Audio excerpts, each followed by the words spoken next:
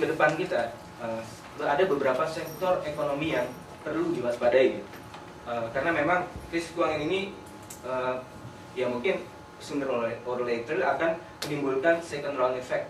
Salah satunya adalah melemahnya produk ekspor Indonesia karena penurunan daya beli luar negeri, dan juga semakin mahalnya barang impor akibat pelemahan rupiah, dan semakin seretnya aliran modal asing akibat crowding out penerbitan Sun di Amerika. Nah, berbicara mengenai fokus ke depan, maka ini adalah beberapa sektor yang harus diwaspadai ya, mulai dari kendaraan bermotor, radio, sampai auto part dan akses roda 4 ke atas. Ini karena komponen impornya sangat besar ya. Ini bisa kemungkinan kolaps sangat besar di masa mendatang. Terus maaf loncat-loncat ya karena baru dibuat tadi malam. Ini analisis, kemudian kita bergerak ke analisis daya tahan perbankan. Mungkinkah Century berulang di masa depan? Oke, berarti mungkin kita harus merenung dan menjawab pertanyaan-pertanyaan ini secara satu persatu. Apakah ada bank yang gagal bayar? Apakah mekanisme pasar uang antar bank berjalan baik? Apakah ada mekanisme lender of last resort? Apakah bank yang gagal bayar termasuk systemically important debt? Apakah LPS dapat mengcover resiko kreditor bank? Dan apakah perbankan dengan mudah dapat meminjam ke BI? Nah, kalau misalnya indikator-indikator tersebut dan baik, dapat disebutkan bahwa resiko sistemik perbankan Indonesia masih rendah. Nah, bagaimana dengan Century? Saya tidak tahu karena saya tidak punya datanya. Mungkin bisa tanya Pak Is atau orang-orang yang berkepentingan di sini. Dan juga ada fokus ke depan. Kita dalam satu kesempatan, Burhanuddin Abdullah, dia salah satu tokoh idola saya di Bank Indonesia, itu berbicara mengenai analoginya sektor finansial dan sektor real. Ya, jadi bagaikan pesawat jumbo jet, Indonesia ini cuma bergerak pada satu mesin aja, yaitu sektor financial microeconomics. Sementara mesin yang satunya lagi itu nggak bunyi, maksudnya udah kitaran baling-balingnya itu udah aus gitu ya, nggak diperhatikan. Oleh karenanya ketika salah satu mesin ini yang finansial ini bobrok, itu oleng pesawat itu dan akhirnya terperosok jauh lebih dalam. Oleh karenanya fokus ke depan mungkin kita harus memperhatikan fokus pertumbuhan kredit di sektor UMKM dan banyak memihakkan terhadap sektor UMKM, karena sektor UMKM ini 99% tenaga kerja ada di situ. Gitu. Dan kenapa Indonesia pada tahun 2009 ini masih memiliki pertumbuhan tenaga kerja yang bagus? Ya karena tadi ada sektor UMKM. Nah, dan juga mungkin ada fokus pinjaman antar bank ya. Jadi likuiditas sekarang itu masih sangat heavy di bank-bank besar, dan bank-bank kecil itu rawan sekali ini likuiditasnya, krisis likuiditas. Makanya perlu ada keseimbangan di situ. Oke, sekian, terima kasih. Mungkin mudah-mudahan bisa menginspirasi.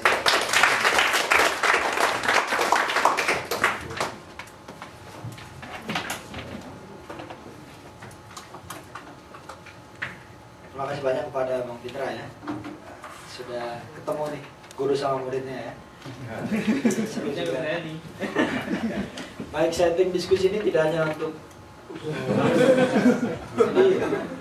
bagi penanya sebelah kiri tadi selesai ya, sudut kiri sudah selesai. Yang sudah bertanya ada pertanyaan lagi. Sekarang yang tinggal yang kanan sini ya.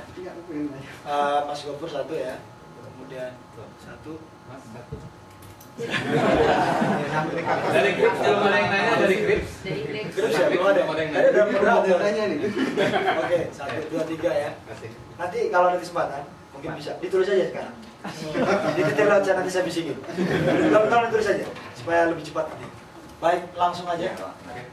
Dari Mas Gopur. Oke, terima kasih. Saya Gafur dari Yokohama University.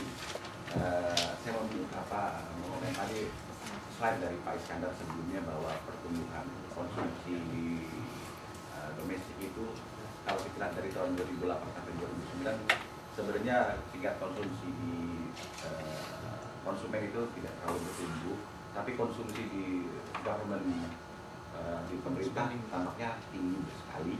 Kaitannya dengan government keluar dari dana mungkin dari KPU atau dari pemilu lah, dari politik lah, seperti itu.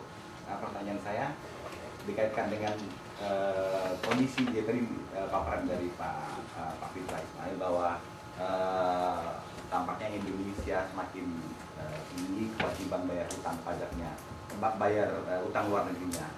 Nah, ini tampaknya memang fiscal deficit ini akan tambah berjalan. Nah, pertanyaan saya, apakah BI akan siap pada saat nanti beban fiskal defisit ini tidak mampu lagi ditahan oleh pemerintah, sehingga pemerintah akan kembali menaikkan administrative price itu dengan rentang waktu yang tidak jelas, tiba-tiba dan mendadak seperti tahun 2005, sehingga BI tidak dapat mengakomodir kondisi tersebut, sehingga inflasi bisa naik lagi menjadi 17%. Saat itu akhirnya BI yang seharusnya dalam kondisi bangga pada saat ini di luar konteks masalah Bank Senturi bahwa berhasil meredam angka inflasi dalam kondisi volatilitas yang normal dan interest rate agak menurun dengan baik.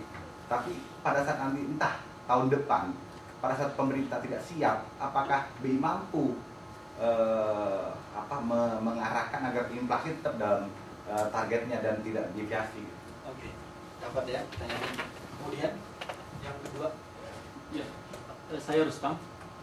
Saya ini dari tadi ini meraba-raba. Dari tadi perusahaan kampusnya tadi. Dari tadi. Nama kampus? Todai. Saya dari Universitas Munawarman di Samarinda, Kalimantan Timur. Ya, kalau tadi teman sudah ejakulasi, saya masih meraba-raba. Harus ejakulasi. Banyak istilah-istilah yang sebenarnya tidak kurang saya pahami karena saya forester. Kalau kita melihat tadi dari tayangan tadi, ada 4 tadi yang bisa bisa menahan krisis itu. Yang saya ingin tanyakan, yang sebenarnya juga kita lebih banyak berbicara tentang makro, ya. Tidak bicara di mikronya begitu. Sampai-sampai pemilu itu dijadikan sebagai alasan bahwa kita bisa bertahan dari krisis. Itu menurut saya itu jadi aneh begitu. Karena Ini ada hubungannya dengan korupsi berjamaah sebenarnya di daerah. Nah, bagaimana dengan misalnya otonomi daerah? Apakah otonomi daerah tidak berpengaruh terhadap bertahannya kita terhadap krisis ini? Apakah karena pemilu, setiap hari pemilu begitu, setiap tahun pemilu? Ya, di tempat kami setiap tahun pemilu, Pak. Iya, itu salah satu faktor. Apakah karena pemilu atau karena ada faktor lain, misalnya otonomi daerah begitu? Kalau kemarin misalnya tadi juga sempat disinggung sebenarnya bahwa di Jakarta baru sekitar bulan-bulan kemarin itu listrik padam gitu. Kalimantan Timur itu sejak 3 tahun yang lalu itu sudah padam seperti tadi dikatakan seperti makan obat begitu. Padahal, kita juga tidak pernah berpikir bahwa bagaimana misalnya memanfaatkan energi-energi lain yang sebenarnya yang tadi juga sempat disinggung bahwa kita itu sepertinya situasional ya. Kalau sekarang ini listrik padam, cepat guide pengusaha mana yang bisa menyediakan listrik begitu. Sementara energi-energi lain yang ada di kita tidak termanfaatkan secara tersistem begitu. Baik, Pak Rustam. Oke. Sip. Mantap. Terima kasih. Saya Reko dari DRIPS. Apresiasi saya sampaikan kepada PPI Jepang dan PPI Tsubasi. PPI Kanto juga. PPI Kanto of course. Oke, semua. Karena kita mendatangkan birokrat. Saya mau tanya kepada Pak Iskandar, bagaimana proses pengambilan policy di ruang eksekutif?